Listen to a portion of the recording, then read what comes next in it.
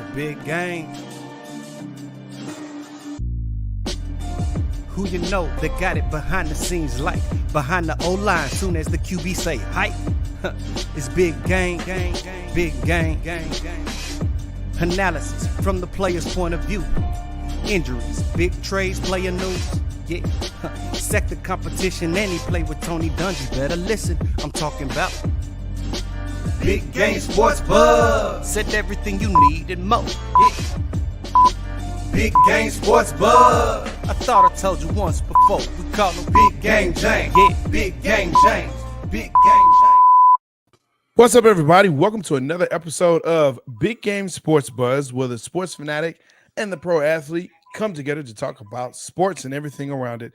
I am Jay Soggs, the Buff Nerd. Let's go. And of course, I'm joined by the man, the myth, the legend, the reason why we even have the show called what it is called, Big Game James. What's going on, my guy? Give me my theme music. Oh, my bad. We just heard my theme music. What's going on, Jay? Man, things are good. Things are great this way. You know, it's been a good week, man. It's been a good week. You know, we're getting the subscribers, and as I talk about subscribers, make sure that you subscribe. Okay, like, smash that bell so you know when we are on. We have a lot of shows that are coming up, shows that are coming back, like Big Game Sports Buzz. Tonight, of course, you have Cowboys Cutting Up on Wednesdays, 8 p.m. Central. Myself with Trey Collins. We're going to have some special guests this week. Cowboy KF from Star Status Dallas. And hope we can get Tattoo Mark. Tattoo Mark, come on, man. Trying to get you in here. You know what I'm saying? This guy's like covered head to toe with tattoos of the Cowboys. So it's going to be fun. And like I said, we got other stuff that's coming up. I know Man Cave. We talked about that. I know we talked about Move the Chains, Brother 2 at some point in time, you know, sometime. What is Man Cave? Is it Man Cave or Caveman? I don't know.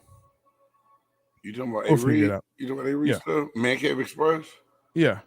Is that what it is? We talked, yeah, but I don't know. We talked A Reed, but okay. Oh, no. Cool. Oh, we didn't. Okay. Never mind. Don't know. Well, look at it, find it, you know, and make sure you check out A Reed because he's on the Chop Shop. That yeah, that's it. It's been a long week.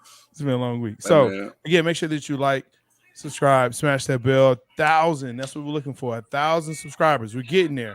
A major milestone, and we just want to say thank you to all those that helped get us to that 70,000 views.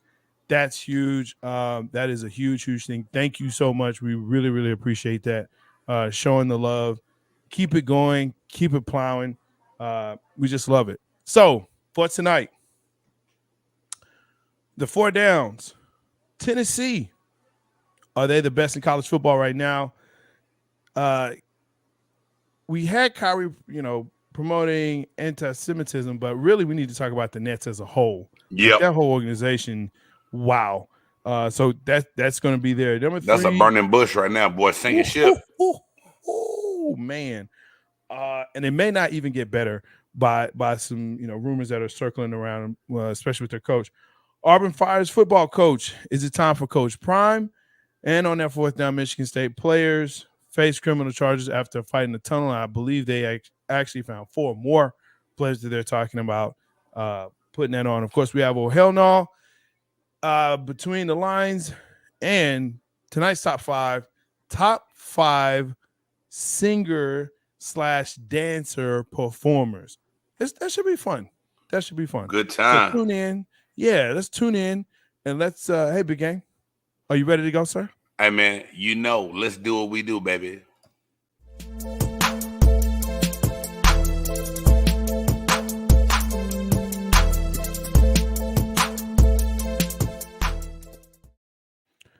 All right, so we're gonna jump right in and man, Tennessee has been shocking the college football world this season. Currently, they sit, I believe, at number 1. NCAA playoff rankings came out today. Yes, and Tennessee is number 1. Yeah, and so the question is, are they the best college football team out there? Are they deserving of that number 1 ranking? Well, there you go. And this is the first one. Yeah, and it's the first one. So, you know, I think it's a good measuring stick to see what the committee is looking for.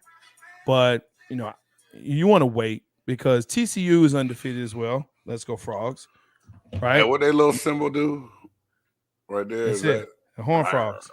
Horn Frogs. all these Right? fake ass hand symbols and shit? It's all good. Nevada got one now too. I'm saying, Wolf. I know y'all got one. What is it? I don't know. I gotta find a picture. I threw it up in one of the pictures I was in a couple weekends ago. We didn't do that when I was here, and everybody got a hand signal. When we did that back in the day, Coach Hall said, "Quit throwing up gang signs." We couldn't put hands up in the picture. Facts. But I mean, you have Tennessee at number 1. Ohio State is there. Michigan is there. I mean, so the real question again is Tennessee a legit number 1? Man, Jay Styles, have you seen Hendon Hooker play their quarterback, dog? He's a beast. And shout out to Josh Heupel, man, because he's coming up. He came in and took over a program that looked to be in trouble in the SEC. Yeah. And far away from that storied past that they had from Peyton Manning being there and T. Phil Martin Fulmer, and Phil Fulmer and everybody else that was a part of that Tennessee program that, in the 90s and 80s that people loved. And here it is, without further ado, and a lot of people say, oh, it's gimmick and scheme because of what they run. They're winning. They're beating people. And last weekend against Kentucky, Kentucky's quarterback is supposed to be one of the top-rated quarterbacks in the country going into the NFL draft. They held him to 120 yards passing, bro. Dude, they're putting on clinics, and you can only play who's in front of you. The thing is that when you do that, the teams you're supposed to beat, you're supposed to beat them soundly, and that's what they're doing. You have to beat them. You're right. You're right, man. You got to put the numbers on them, and when you play the Alabamas and you beat the Alabamas, I mean that's what you do. So, I think you do is spin records. That's all you do. But I don't think they're the best. I think Ohio State is the best. But I definitely believe Tennessee is in the top 4. I definitely, so 1, 2. So give me your 4 then, real quick, Jay Stoggs. If you had to just think about it, I'm not trying to put you smack that on the spot. You're trying to put me on the spot, but you said Ohio State number 1. Yeah, Tennessee 2. Okay.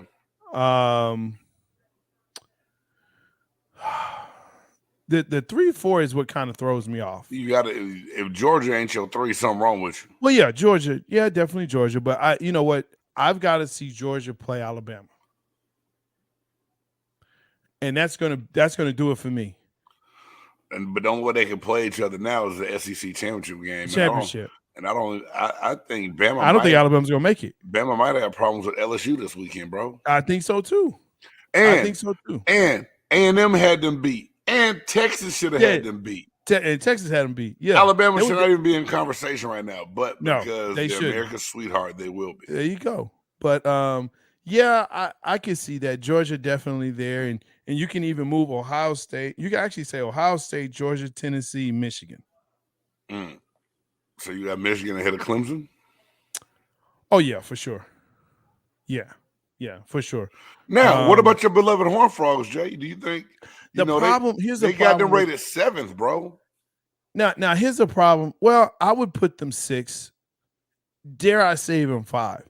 Here's the problem with TCU and the conference is that they have good wins, but the good wins are against each other. Yeah, but the Big 12 is better this year. Minus Oklahoma. Better. Looking at minus Oklahoma looking like holy hell. But I think that's the problem. Big 12 is actually better this year. And you're right, they're beating up on each other and they're not getting a fair shake. Yeah, and that's the problem is that because you have to have Oklahoma in the mix. You can't, like, the SEC has to have Bama in the mix. And I think that hurts them in the regard that if you don't have Bama in the mix and you beat Bama, or you get close to beating Bama, like Texas did, right? And Texas A&M did as well, right? That makes it more difficult to judge and say, well, is it a down year for the conference because of one or two teams? Now, Georgia is still doing their thing, right? Tennessee has come out of, and they're a dark horse. No one predicted Tennessee to be this good. I don't care what anyone says to me. They did not predict them to be this good. Nah, you're right. If anybody tells you that besides anybody on the Tennessee coaching staff or players on their roster, they're lying. Right. They're lying. They are absolutely lying. So there's that part of that. But yeah, I'm hesitant for that because a 2-loss Alabama, do they get into the playoffs? Not if it stays like this. And to me, I'm not trying to be funny. If TCU wins out, a 2-loss Alabama doesn't deserve it over a 0-loss TCU team. I agree. Which TCU still has Baylor, and they still have there's one other team. I need to look that up while we talk. But anyway, not taking away Tennessee, man. I put this first down in here because watching Hendon Hooker play, he's ascended now as the top Heisman Trophy candidate. Yep. He was a transfer in there. He is playing lights out. And, Tennessee is an example of what you can put together with the right transfer portal and getting the right pieces in. And the thing about you said something earlier, Jay, that made me think. Is the conference down? I don't think the conference is down. I think Bama's down because some of those players that used to go to Bama to just be a part of the story program is going other places now to be a relevant player and not just a person on the sideline waiting their turn to play. Right.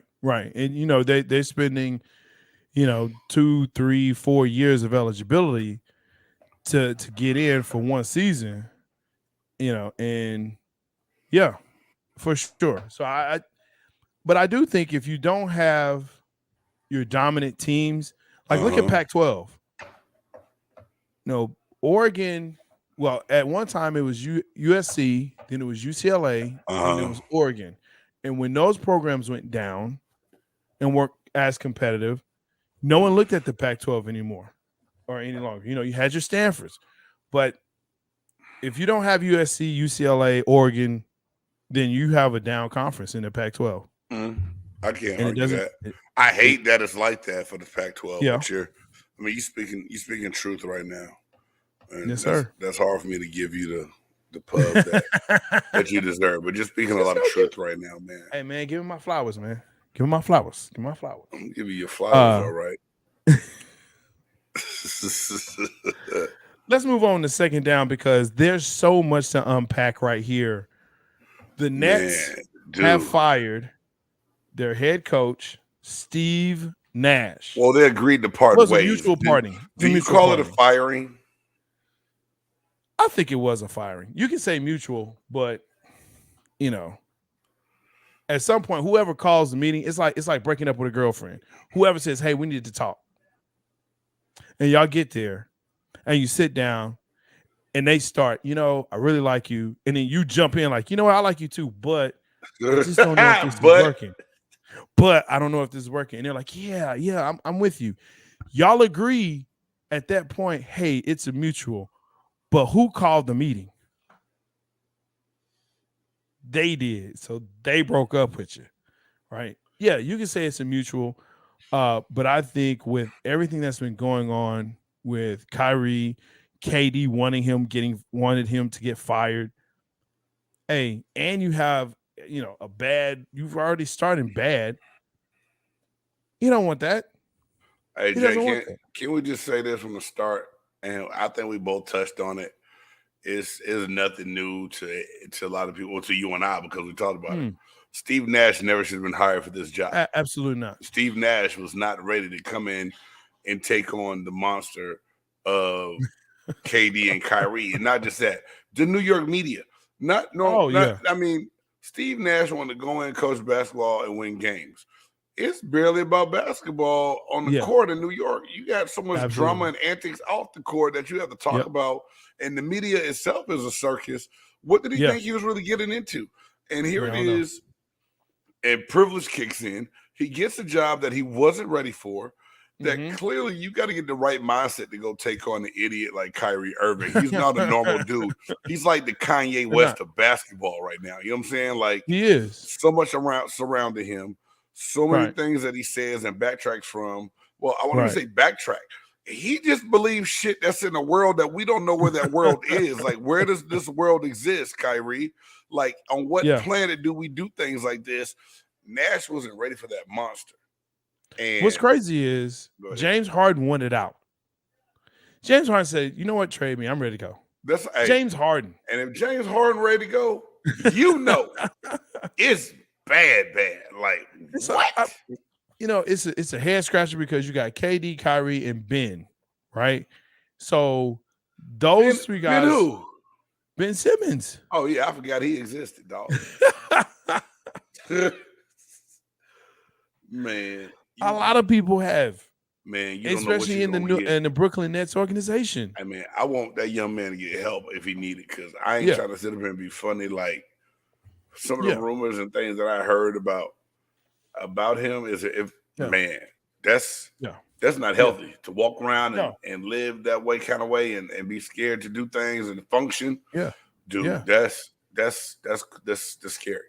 That's really scary. Absolutely. He needs some help for real, bro. Absolutely, and I'm with you. I hope he gets the best help he can get, and I hope the people around him are recognizing that and trying to help him out. I mean, even if he don't need to touch a basketball. And the thing is, he's trying to force himself on the court because he's sick of hearing, I think, all the negativity surrounding why he wasn't on the court once he was traded there. But if he's going to play the way he does and foul out of games, shit, Brooklyn in trouble anyway. Yeah. Oh, yeah. It's a dumpster fire, man. And then you top it off with rumors of the former Celtics coach. Oh, Ime Udoka. That's right. Thank you. He's not a former coach. He's a suspended coach. Well, he might be a former coach if he signs with Brooklyn, where the Celtics are like, yeah, okay, cool. Go ahead. Take him. Explore. But if I'm Ime Udoka, I don't even touch that, man. I wouldn't touch that with the old school saying a 10-foot pole. It's toxic, man. Something is all bad in New York, in that part of New York, in Brooklyn, bro. I wouldn't, because here it is on Kevin Durant's podcast. You have Kyrie Irving talking about, you don't need a coach and a coach's philosophy to come in and work with players like KD and Marcel. Not saying Steve Nash's name, but basically saying that they could run the team in the way things need to go. So you already got an uphill battle coming in and trying to conform the mind of a fool that already showed that he's selfish, that everything is about him. He doesn't give a damn about the team. He wanted to get paid. They paid the dumbass. Okay, nope, wouldn't touch it. Go coach yourself then, genius. Yeah, I don't see. I mean, maybe if he just wants to redeem himself, maybe he wants to get into coaching, and he sees that here's an opportunity and I'm going to show what I can do, because I do believe he is a good coach. But Jay, why'd you have to use that word redeem? Now, hey, he did. That's a moral issue, I guess. Now, I'm not trying to sit up here and promote adultery or whatever else, but that had nothing to do with what he did on the basketball court. He just fraternized with somebody within the organization that he wasn't supposed to fraternize with. You're correct. And if she wasn't who she was, this still might not have ever came out. Because she's married to somebody within the organization as well. So it was straight up the TV series Scandal in real life. It was on Will and Jada stuff. True. Yeah, they in an entanglement. But I still think that organization has so much to try to figure out all on its own. Yeah. To bring in Udoka, I think that's just too much. You already have Nash that's gone. You already have, as you put it the correct way, right? You have a person, you have people in Kyrie, KD, and Ben. They have their own issues that distract from the rest of the team. They take everything else away from everybody else on that squad, dude. They're not doing Brooklyn any justice at all, bro. None at all. So if you have that, how can you, who wants to? And you're right. Who wants to step into that? And I did say redeem because I think it even though it happened off the court, it's still a tarnish. Right, it's still a spot. It's still a stain. Can't argue that point, bro. That makes sense. Yeah. And so it's, hey, look, I can be professional. I can do my job and not mess with nobody. And, hey, it's a short train ride from Boston to New York, Brooklyn. So yeah, there's that. Let's see. And we didn't even touch the anti-Semitic stuff, and I don't think we need to. It shows just the controversial person that Kyrie Irving is.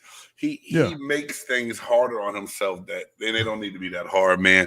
But he blames everyone else. And blames everyone else. And this is my whole thing. I'm not trying to be funny. When it comes down to situations with the Jewish community, I think a lot of it sometimes with some black people is jealousy because some Jewish people stick together and it comes to be a gift. I don't know. It always gets blown out of context to where nothing is interpreted the correct way. Is that the right way to say that? From what I mean to where, and to me, I don't know enough about it. I don't know enough about what goes on in the Jewish community for me to come out and speak up against anything. Right. And I just believe that the words, and when I try, a lot of the articles have been pulled down. But for it to be an internal investigation, your owner tell you need to take your tweet down immediately. It's all bad, bro. You know what I mean? It's just all to the bad. And it's something that, and right now, if you coming off the season you had last year where you got swept the first round of the playoffs. Yeah. Everything that you put out to me, now you allowed to have your personal life. And these new dudes, Jay, these new young kids, they're young and they different, dog. It's a different monster and there's different platforms that they can use to promote things. Right now, though, if it was me, I wouldn't be touching it. If it didn't have nothing pertaining to basketball, I wouldn't be putting it out there. Yeah. Whether we misinterpreted what it was or not. Right. Don't even put it out there for anyone else's interpretation. Correct. Right. Don't give them the chance. Don't give them the opportunity to twist whatever it is. And if those are your ideas, those are your ideas. But understand, don't get upset when you make those ideas public, because the public will then judge and come back at you. Right. Yep. If you want to keep it private, keep it private. You know what I'm saying? If you don't like women with yellow shoes, okay, cool. If you put that out there, guess what? You're going to get backlash from women who like to wear yellow shoes. That's just what it is. That's just what it is. Let's move into third down. That was one hell of an analogy. I just want to let you know that, bro. I appreciate the yellow shoe analogy. Man, I'm on fire tonight. Auburn fires football coach. Ooh. Is it time for Coach Prime? I say no. Hey, man. Hey, Jay, please explain it, man. And it's so funny to me because here it is. Brian Harsin has been at Auburn for 2 years. And he's already got walking papers. And one of the first names that popped up on articles everywhere is Coach Prime. Yeah, Coach Prime. Because here's what I believe now when I saw that, and when you put this out there for the 4 downs, and I said, the media wants him to go to a D1 school. The media wants him to be somewhere. The media wants him because the media wants him there. They want him at Florida State. They want him at TCU. They want him at Auburn now. They want him anytime there's a coaching vacancy from basically a year ago, maybe even 2 to right now, and then in the future, his name will be first coming up, right? Jackson State sits right now at 8-0. Jackson State, and I believe, and I tried to look it up, I didn't find it, but this was the first time that College Game Day went to an HBCU. No, they went to FAMU before. That's what I thought. Okay. That's what I thought. They went to FAMU a while back, but the numbers of what it looked like at Jackson State compared to that, and even being at these Power 5 schools or major universities, I mean, it was phenomenal, man. Just to see, the love, and support of the HBC community and the Jackson State community coming out to support Coach Prime, man. And you just said something. I want to ask you a question. I didn't think about this. So you just said that they want to see him somewhere else. Do you think that people want to see Deion Sanders take a job somewhere else just to fail? Oh, absolutely. Absolutely. Absolutely. That and or they don't want to see the HBCUs continue to have this effect on their recruiting. I feel you, but I think Deion has laid something down and put something in people's heads to where even after he leaves, I think it's going to have a greater effect and impact on HBCU football and recruiting, which it should. Sure. And like I say this to you all the time, I said it on this show, I said it on the Chop Shop, I said it on other shows that I was on. God knows I love the University of Nevada. I love my alma mater. But thinking back at it sometimes now, I really wish that I wasn't blind to the fact that I could have still achieved those same goals at HBCU. Right. Now, Nevada wasn't no giant schools, mid-major school. It's not a Power 5, right? And I had a great time, great career. Everything that happened to me happened good to me in my life. Most of it is because of the University of Nevada. My wife, my kids, the NFL, my school, Hall of Fame. I got great memories, right? It led a good path. But things that Deion Sanders does now, if someone else of his stature was doing that when I was coming out of high school, I really, really, really feel like I would have considered HBCU as an opportunity and not a last resort, because that's kind of what it was for a lot of guys that was getting big D1 offers at the time. And you know, me coming out of high school was like, oh man, James Can't, he going Pac-12 at least, Pac-10 then, but this dude Pac-12 for sure. He could go big, man. He gonna go ball somewhere. Right. And it was just like, oh wow, if not, hey, you can come to Savannah State, we got you. Right. Because the athletic director at the time, was family friend. And it was like, he's trying to, hey man, you need to come out here for the program. And you know what? And it's interesting you say that. When we were coming up, there was Grambling, there was Alcorn, there was Southern, and I knew of TSU, Texas Southern, and PV because I was in state. That's in state. Got it. Yeah, because you're in Texas. Got you. I'm in Texas. I know that, right? Yeah. And my mother graduated from an HBCU. Okay. So I knew that. But as far as sports, what you saw, you would see the Classic, right? That would come on. You would see Grambling and Southern. Like, you would see that. Oh, here in the Bayou. Okay, got you. The Bayou Classic. You would see the Bayou Classic once a year. Like, oh, okay, cool. If you weren't aware of that, then you didn't know. That wasn't in everybody's living room. And it didn't matter who you were. And this was an argument that I had with a person who played at Texas Southern. I really respect the person, but it was one of those things. He's like, see, you don't know. You don't know. You don't get it. It's like, no, I don't, because even though I attended a HBCU before I did and I knew of them, that's not in every day. Like, you say Alabama, you're going to hear somebody say Roll Tide, right? Right. You're going to hear, you talk about Auburn, you're going to hear War Eagle. Like, there are things that are associated with schools that are nationally known. They're nationally known. Yeah, I feel you on that. That makes a lot of sense. Michigan State got Sparty, right? I mean, you know what it is.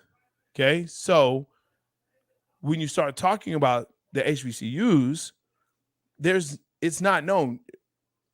Grambling was known for Eddie Robinson, Coach Eddie Robinson. And all the NFL impact he had back in the day. But yeah, I got you on that, Jay. Yeah, right. Yeah. So no, will he get that job? I don't think so. I don't think he leaves because his kids are still there. I don't think so either. I don't think that's the right job for him, because we've seen what what's the brother's name that took the job from Buffalo down to Auburn. Or was it Auburn? He had great success, and it was a token hire. It wasn't really thought out. It wasn't. I need to look his name up, man, because it just wasn't right. And I think the SEC is not ready to do things the Deion Sanders way, and that's the one thing I believe Coach Prime. He knows the game, he knows it well enough, but he knows where he can be himself and have a lasting impact. Because the one thing we know is Deion Sanders is not doing this for the money, right? No. You know what I'm saying? No. So, it came up. It was interesting. It was Deion Sanders. It was Lane Kiffin. Lane Kiffin. And someone else came up. if I'm Lane Kiffin, I don't leave one SEC school to go to another one. No, that doesn't make any sense. I don't jump ship. I honestly think Alabama's offensive coordinator, that's another name that and I can't think of the name per se right now, but that's the other name that came up. And I think that everyone is still wanting to get that Nick Saban coaching tree. I think that's who ends up with that job. Probably. But look at the conversation it brings up, Jay. We're talking about it now. Absolutely. The internet, Coach Prime going. It creates great conversation. But guess what that conversation does again? It brings more emphasis back to Jackson State this weekend, which I'll be checking out this weekend as they go play the Texas Southern Tigers. That's right. That's right. They'll be down in Houston. And I'll be that's going to be good. Down there wearing my Texas Southern dad shirt. It's going to be good. It's going to be a good time. It really is. And I'm happy for Deion, for Coach Sanders. I'm happy for Coach Prime. I'm happy for Jackson State and all of the HBCUs that are reaping the rewards because they've had talented players and they've had talented coaches that unfortunately just were not seen or were overlooked because of where they were in the competition that they had. But again, now you're seeing those 5-star, those 3-star, 4-star, 5-star athletes that are now going to those schools and they're looking at those schools. Right. So there you go with that. 4th down. Michigan State players face criminal charges after the fight in the tunnel. If you're not aware of this, apparently Michigan State, because they can't win on the field, decided that they needed to fight in the tunnel, and hopefully they could, the whole team could stop down one person. I mean, this is just, it's gross. And from what I understand, they had 4 originally, and now there's another 4 that they found looking at videos and things of that nature that they're going to have charges against. Yeah, I was trying to pull it up, Jay, while you were up there talking, man. And let me be the first to say this. A heated rivalry in college is good for college sports. You're supposed to have heated rivalries. You're supposed to dislike each other, so to speak. Sure. But at the same time, for 4 or 5 people to go attack one player in the tunnel after taking an L like you did on the field, it's totally classless and pointless. And now this is coming from a guy that was involved in a big-time college brawl that made ESPN, and, that was one of the ways Nevada got some notoriety and got on TV back when they were our rivalry with UNLV. This giant fight that we had. We fought before the game and we fought after the game. Right. It was heated. It got broken up. It was, but it was not the jumping of a player of 4 people going to find one in the tunnel and almost taking out people of the media, people of the coaching staff, training staff, and other things. Clearly because you were mad, and some of the language and stuff that was used during that brawl, man, was just like, what the heck is this? And I hate this for Mel Tucker, the coach of the Michigan State Spartans. I'm pretty sure I said the name right. Here it is. He turned that program around last year. A little up and down this year, but still has his kids playing hard. But that's not something that he stands for and he coaches, right? Now you coach against your rivals a little bit different. It does from a player standpoint and what your coaches tell you, it's a little bit different, but it's still within the correct lines of sportsmanship in a game that you carry that you're supposed to carry to the contest. And I ain't never watched something happen and go, man, I hope they press charges against them kids. These fools need charges pressed against them. Which they are. It is deserved. It just all to the bad dude. You hit every nail on the head. Rivalry or not, if it's a game, it's just a game. It's just a game, right? When we start putting hands on people, start stomping people, doing things like that, that takes it to a whole nother level. Yeah, you can't do the Kirk Franklin stomp. No, you can't. You can't do that, man. So that I really don't think we can talk any more about it. With just the fact that happened, it shouldn't have happened. Right. And you know what that made me say, Jay, when I saw that fight go down the way it did in that tunnel? It made me say this right here, brother. Oh, hell no. Oh, hell no. Oh, hell no.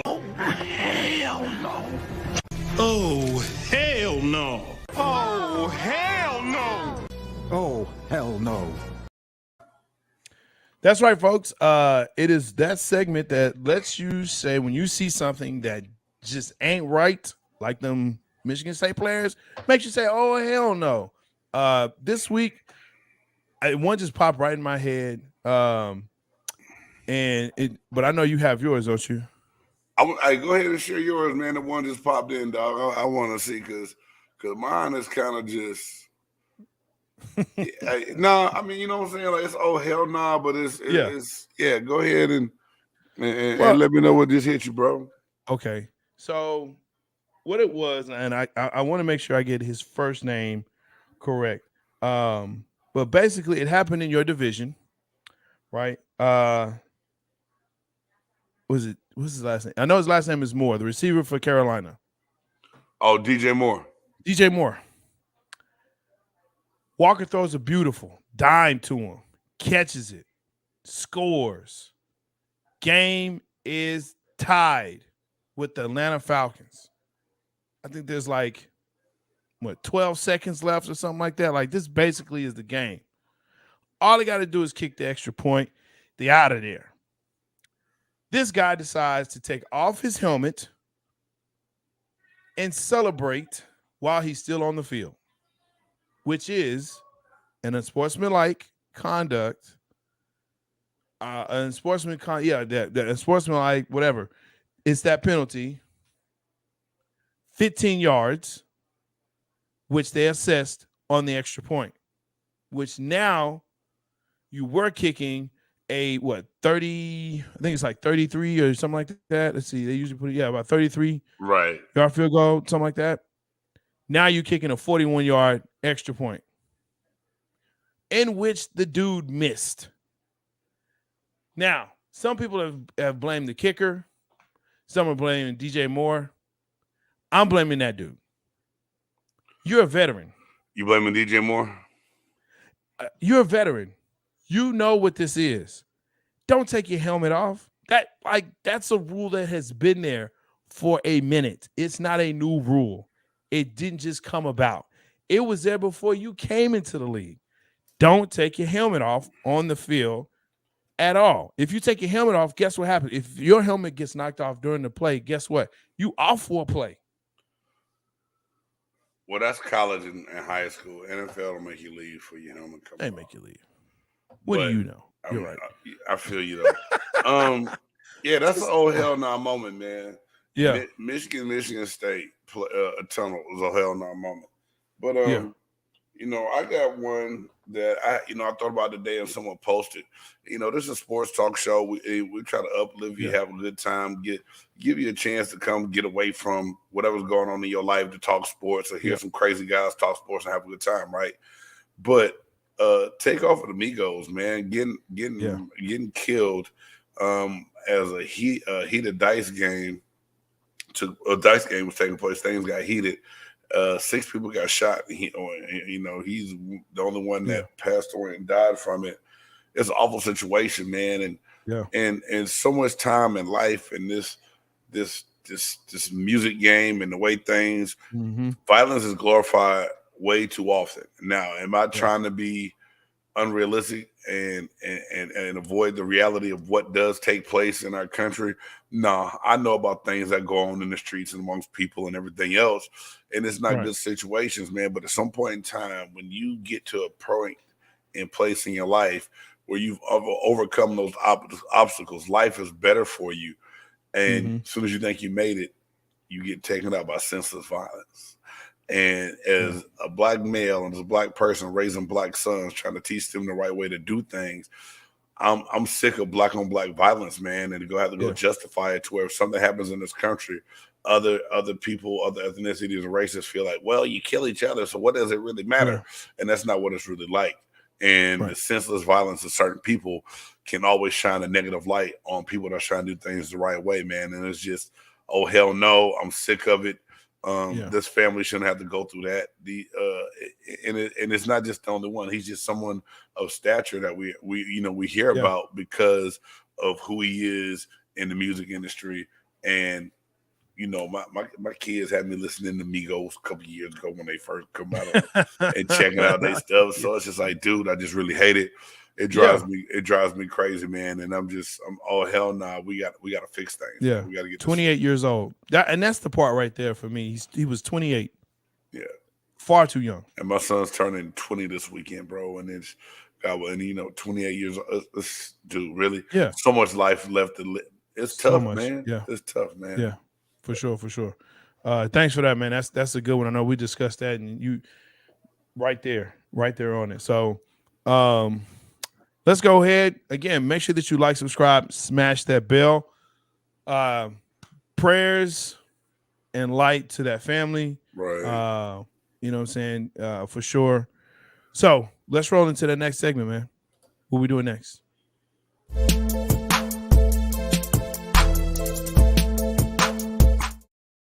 All right. So between the lines in the NFL, we were thinking about maybe doing the division. I said, man, there's just so much stuff going on all over the NFL that we just can't do it. We can't just focus on one. Okay. Between Las Vegas Raiders, oh God, Carolina, the NFC South division.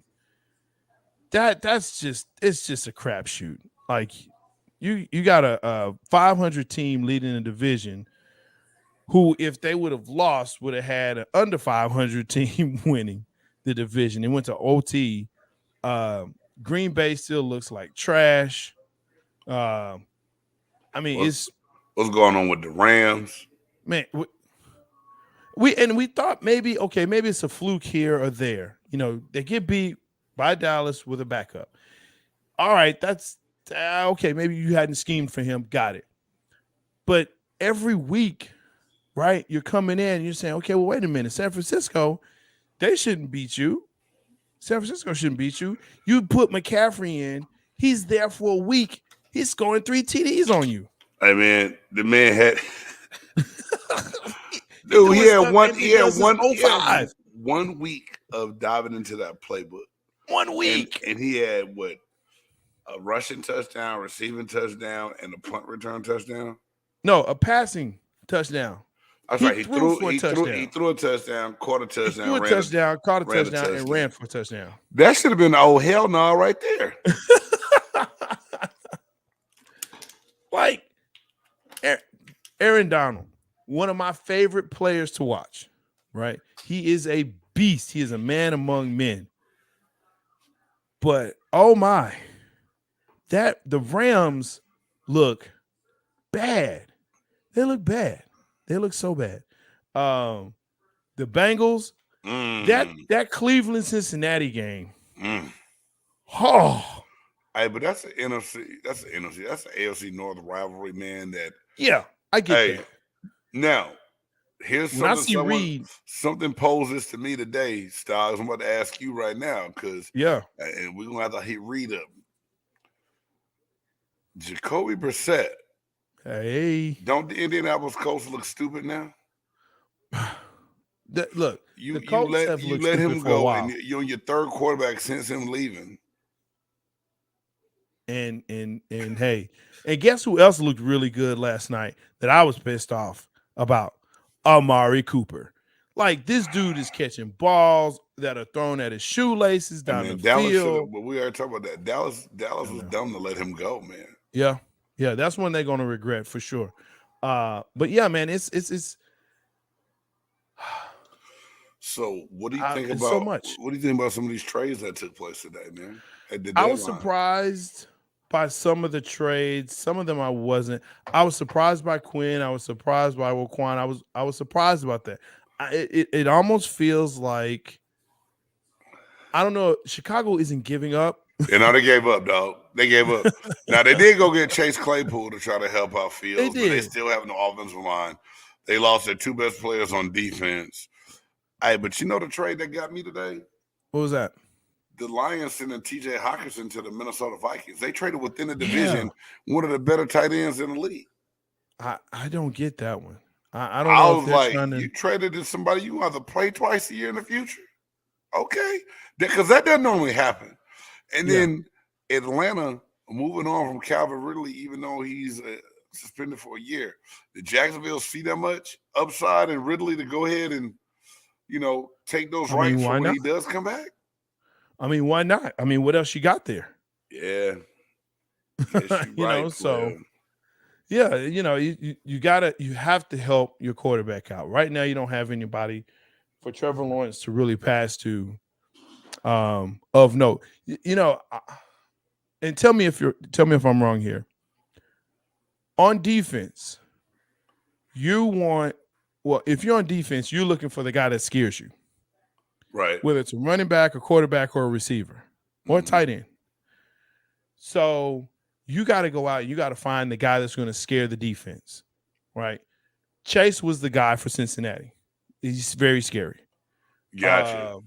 Stephon Diggs is a scary guy for the Bills. Yeah. Tyreek Hill was a scary guy for Kansas City, now Miami, right? Like, it's a scary guy. Like, okay, Right. we've got a scheme for him. Derrick Henry is a scary guy for anybody, right, out of Tennessee, because it's like, well, look, we know what Tannehill is, but we still can't stop that guy, right? So they had to make a move in order to get somebody scary for that defense. Otherwise, okay, Trevor Lawrence, that's great, but who you passing to? You're not getting any separation with the guys that you got. Yeah, but you go get a guy that can't even play the shit to help you out. Hey, man, Cleveland got a guy, paid him $230 million guaranteed. Damn. And the reality is he's not going to play well this season. No, not coming in late as he's going to come in after try to play, and knowing that Jacoby Brissett has held the boat, the ship above water while being one of the strong guys. I feel you on that. I just, like I said, I knew if the Falcons wanted to kind of part ways with Ridley, but once the NFL was spending a year, I thought he would just sit there and they would release him before the season next year. Now they got something for him. So not a bad deal by that. No. The Dolphins getting Bradley Chubb from Denver. What's interesting to me is Denver's defense has kept them in every game. This dude has done nothing wrong. He was your best defender, and you hadn't had a guy really rush like that since Von Miller left Denver, right? Yeah. And you send him down to South Beach. But Chubb has been complaining, right? Are the Broncos about to just throw in the towel and know that they made a mistake, Son and Russell, and start all over again next year? Man, but oh gosh, try and start over with the type of money he has. Man, he got Russell. He's not going nowhere. They just broke bread on him. Exactly. They stuck with Russ, but they're stuck with Russ. Why do you get rid of Chubb? Why do you get rid of one of your best defenders, and your defense is your strong suit right now? Well, Chubb has been complaining about, his deal and some things that have been going on with him in the front office. So, you get rid of him. Again, hopefully you got what you think you need. Jay Stocks, guess what you're gonna do? You gonna play through this goddamn contract this year. You ain't going nowhere this year, right? Because if I still got you one and you ain't happy with your contract, I can trade you after the season. And if he's playing the way he's playing now, you might get a little bit more for him at the end of the year. Absolutely. I scratch my head. That's my head with the Denver Broncos. Like, what are you trying to do? Or, you know what I'm saying? Like, dumb. Dumb. It's just something that it doesn't make sense at all, man. And like I said, this season has just been one of those seasons where it's been a head scratcher, right? From Vegas to the Jets to the Bengals and the Rams to Tom Brady looking the way he does right now. Dallas's defense was a surprise to some. But Arizona has looked like pure dumpster fire trash this season. Hey, is it players or coaches that got them looking like that, Jay? Because who do you want to blame? Do you blame Kyler Murray? Or do you blame Kingsbury? I'm blaming everybody. Everybody. Everybody. D-Hop is gone for 6 games, right? Because of PEDs and all of that. That's number one. Number two, you got Kyler Murray who, he doesn't really study the book. Yes, I do. Okay, yeah, he does. It's our bad. We made a mistake. We didn't know. Right? And then you got Cliff Kingsbury, who's just, man, he's just chilling out by the house with no socks on, and shoes. Like, bro, what are you doing? Like, I mean, it's a dumpster fire. If you are a Cardinals fan, I'm sorry for you. How many Cardinals fans out there? Probably about, I think 6, 7, 7.5. Hey, shout out to Jay Ness with ASAP Sports, man. he counts for 1.5. So what up, Jay? I know you. I mean, we ain't trying to dog on your boys like that, dog. But what the hell is going on? But you got to tell the truth. What's going on in the desert, dog? What's going on? But you got to tell the truth, though. Tell the truth. Those guys are hot garbage. Pittsburgh is hot garbage. And I get it. Is it time for Mike Tomlin to go? Ooh. I think it might be. You have to give him another year, right? Because this is my whole take on Pittsburgh, Jay, and I've told you this before, and some people are gonna think I'm crazy. They kept Ben Roethlisberger 2 years too long, and they messed everything else up on that team. It had a domino effect on the rest of the team. And a lot of people say, like, what do you mean? The money he ate up, what they had to put into it the last 2 years, they went in too long. They should have been drafted a replacement. You wait and go try to get a quarterback this year in the draft that was not quarterback heavy or rich. No. He ate up cap space. You had a lot of the pieces go. Yes, you traded your Minka Fitzpatrick in, but you still got holes everywhere else in other places. Yeah. Juju Smith-Schuster. Yeah, and after you let Antonio Brown go, you get Juju. He's not your real number one. You got Chase Claypool that now all of a sudden that you thought he was going to be the big body out of Notre Dame. You don't like him all of a sudden. It's time to get rid of him. The personnel moves have been awful. They have. So I don't think you can blame Mike Tomlin for the domino effect of bad moves that the Pittsburgh Steelers made. But I have to cause things happening what they did. But doesn't he have some type of input into the types of guys? I have to believe he has some type of input. Okay, Jay, you can go tell and suggest the general manager what you would like and what you want. Yeah. At the end of the day, the people who write the check and the people in charge over you get that last say so. Now, if you got a general manager that doesn't consider what your head coach says, that's a whole nother show topic within itself. That is a whole nother show topic. It really is. That really is. Okay. Whew. Oh. We went between the lines and we didn't really talk about nothing, but we talked about a lot at the same time. We did. There's a lot going on, a lot of trades happening. A lot of trades. Yeah. A Tom Brady-led team in the NFC South is in third place in the division. Yes. Wow. And I hate being the guy who says, I told you so. But... No, you don't. That's why you always say that part first when you say it. That's why you say it. You don't hate being that guy. You love being that guy. You love being the I told you so guy. I want to be that guy. Listen, Tom is old. And yes, the things at home are exacerbating. But that team, and yes, you have injuries on the front line, on that offensive line. Hey, Carolina had injuries, Jay. Fuck injury. Injuries can't be an excuse no more. That's Pittsburgh. Pittsburgh had injuries. Tampa Bay Buck fans were saying, "Oh, our O line, our D line, our cornerbacks, our DBs." Now, Jay, I understand. Yeah, you understand. We have four strong defensive backs out the game too, right? Right. I'm just saying we had it. I'm not making it. I do. I played the game. Next man up. I was the next man up a couple of times, and I held my own when I got in the game, man. You got to go ball. You're trying to work on a contract for yourself as well, dog. Go make some plays. There you go. My bad. And so there it is, man. That's my rant today. Yeah. Well, hey, since you did your rant, is this the thing? You don't have one, do you? Hey, man, sit back and relax, dog. Hey, we're gonna roll on into this next segment, brother. I hate this segment.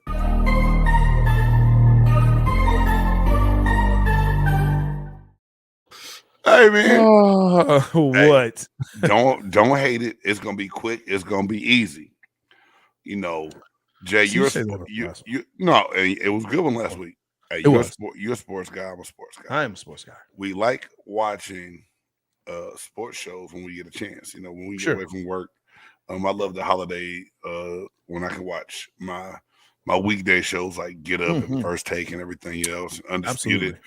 But one got to go, man. Some of these guys that host these shows, I get sick of seeing them sometimes. So my one got to go this week is the sports broadcaster from some of your favorite favorite sports shows, right? So Stephen A. Smith, Skip Bayless, Colin Cowherd, Nick Wright. All of them. One. All of them. Done and done. Man, all of they them. ain't how the game go. Man, all of them. I don't like any of them. Any of them. I'm gonna say Colin Cowherd. Yeah, he's trash. I almost put your boy Jason Whitlock on here, but he's not even a journalist. He's just an antichrist. Dude. Now, okay, if you put him on there, that would be that one. He would have to go. He would go first. But he was too easy. He was too that's too easy. Out of all those. I was Stephen A., Skip Bayless, Colin Cowherd, Nick Wright. I don't say Colin Cowherd. There's something about him that I just don't like at all. Drives me crazy. Nick Wright, he is annoying as well, but he's not as annoying as the other three. Yeah. Skip is old and senile. Exactly. And he's and I'm not gonna lie, I only watch Undisputed because of Shannon Sharp. I love Shannon Sharp. I always want to hear what Shannon's gonna say. Skip is this pointless. like biscuits. He likes everything Dallas Cowboys, and he'll say something, then he'll turn around and agree with Shannon Sharp as soon as Shannon proves him wrong. Exactly. He did the same thing on First Take with Stephen A. before ESPN fired his ass. Hate him. Anyway, that's all it was, man. You know what? That was it. Let's it's move that on time. to this next one, bro, because I know you ain't ready, bro. What? You ain't ready. Even when you feel low, you can still go. Even when you feel slow, you can still go. Even when there's no hope, you can still go. I never answer to no, man, I still go. That's right, folks. This is the top 5 list. Some people have a top 100, some have a top 50, some have a top 25, some even punk out and do a top 10, but not here, not on Big Game Sports Buzz. Here, we do top 5. Who's in, who's out. This week, top 5 dancers, singers, performers. They have to be able to sing and dance at the same time. Same time. You weren't ready for that one, were you, Jay? I got you. What are you talking about? No, you kind of got me with that. I was like, ooh. You said sing and dance? Yes, sing and dance. Yeah, I text you back like, they got to do both? Yep. They got to do both. All right, brother. Let's get it. All right. Well, Jay, this list here was a tough one for me, but I think a good one. And I'm going to go 5-1 like I do sometimes. Number 5, the Godfather of Soul, James Brown. Not that I was alive to see James Brown do it, but for my dad and my grandfather to talk about James Brown and what they did and watch me to do splits you and ain't everything. That old now. You ain't that young. You ain't that young. Don't let me hurt you. So James Brown was number 5. Number 4, I'm gonna keep it in the Brown family, but this time I'm going young Chris Brown. There you go. Brown is a straight entertainer. And I wish he wouldn't have slapped up Rihanna back in the day because he had a bad rap for being, not a bad rap, but it changed your outlook on him. But his choreography, his dancing, and he's a hell of a graffiti artist too. Yes, he is. I mean, it's kind of out there, man. You should highlight him about some Blurtitude posters. Blurtitude is coming one day, y'all, soon in the future. Number 3, Usher Raymond. Man. Usher is a straight entertainer, dancer, performer, man. He gets after it. And my wife loves this dude. I think if she had a chance to leave me for him, she would. She would. It's a lot of them like that. Keep it moving. Beyonce, number 2, Beyonce. Man, that's a great one. The whole Lemonade thing, just like what she does, or when she came out of the HBCUs and stepped on stage and she's just that's wild. A great man. one. She's wild. That's a great number 1 for me, the best to ever do it, Michael Jackson. Hey, let's go. Hey man, the man made people faint just by waving a hand in the air. He had grown people passing out and dropping. Yes, he did. And for him to be able to do the things he did on stage, he had everybody in America thinking that they could moonwalk.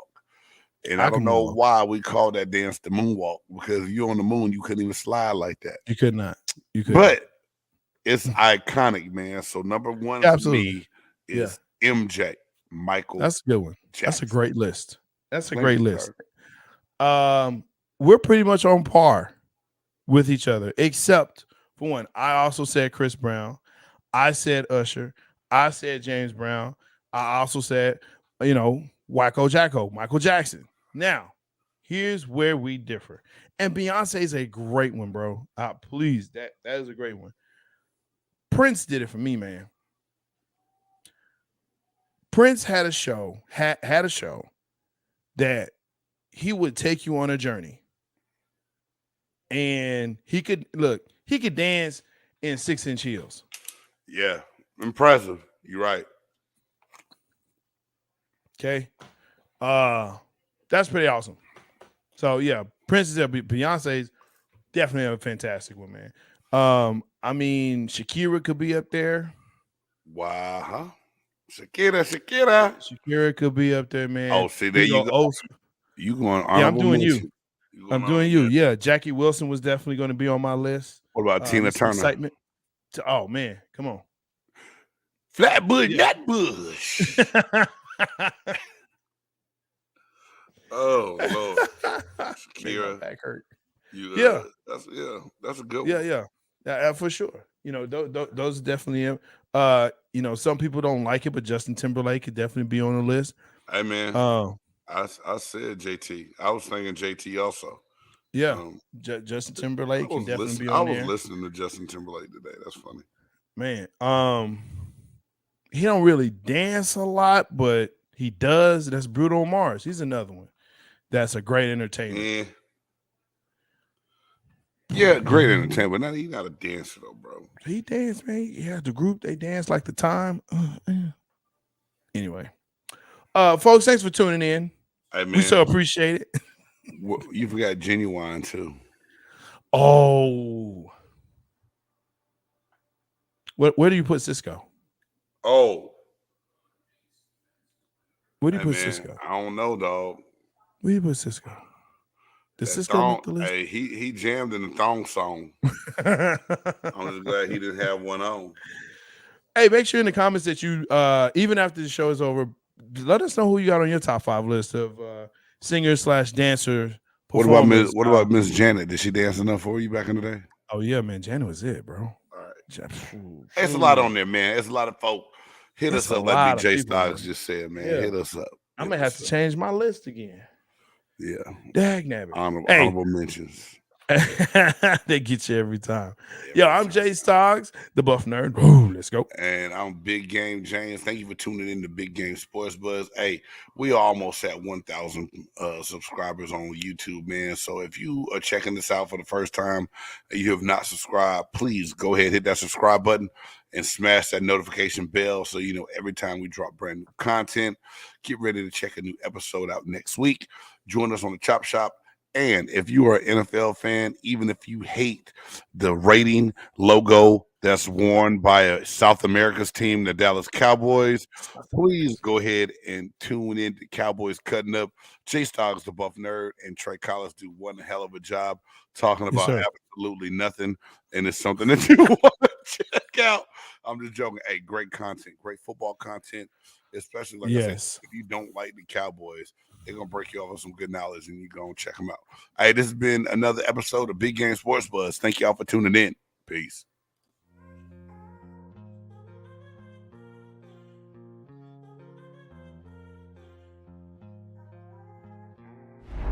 Dope. It's a dope groove. Yeah.